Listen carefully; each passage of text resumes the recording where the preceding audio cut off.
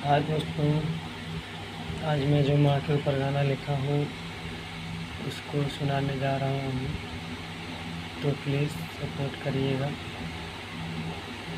अरे माई के ममता त जग में अपार बाटे, अरे माई के अचरा में दुनिया तोहार बाटे।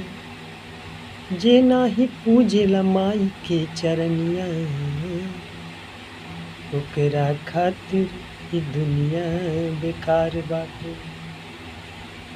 काहे हो बाट के तना कमाई, ई लुगाई पूछली, रोटी खाइले किनारे मोरी माई पूछली। हो बाट के तना कमाई, ई लुगाई पूछली, रोटी खाइले किनारे मोरी माई पूछली।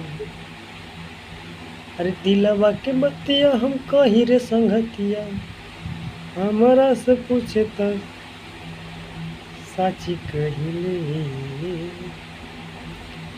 बाट के तना कमाई, ई लुगाई पूछली, रोटी खाइले किनारे मोरी माई पूछली।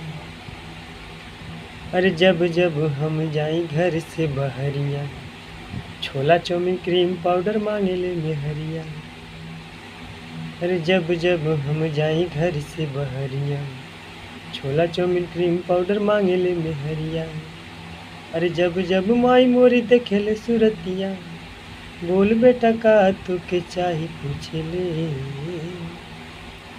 बाट के तना कमाई, ई लुगाई पूछली, रोटी खाइले किनारे मोरी माई पूछली। अरे जब जब हम आई घर के भीतरिया, मेहर कहे बलम तनी दाबिदा कमरिया। हाँ जब जब हम आई घर के भीतरिया, मेहर कहे बलम तनी दाबिदा कमरिया। अरे मेहनत करत का देखे हमारी मयरिया, मेहनत करत का देखे हमारी मयरिया। बेटा तोर गोड़वा दबाई पूछले। बाट के तना कमाई, ई लुगाई पूछले, रोटी खाइले किनारे मोरी माई पूछले। हाँ बाट के तना कमाई, ई लुगाई पूछले, रोटी खाइले किनारे मोरी माई पूछले। अरे माई बाटे ठीक ठीक बाटे ना मेहरिया, तो काहे राजा भागी के आवेला ससुररिया। हाँ माई बाटे ठीक ठीक बाटे ना मेहरिया, तो काहे राजा भागी के आवेला ससुररिया। अरे दूधवा पिया के माई पोसली शरीरिया, दूधवा पिया के माई पोसली शरीरिया। आंसू सब का के समझाई पूछली। बाट के तना कमाई, ई लुगाई पूछली, रोटी खाइले किनारे मोरी माई पूछली।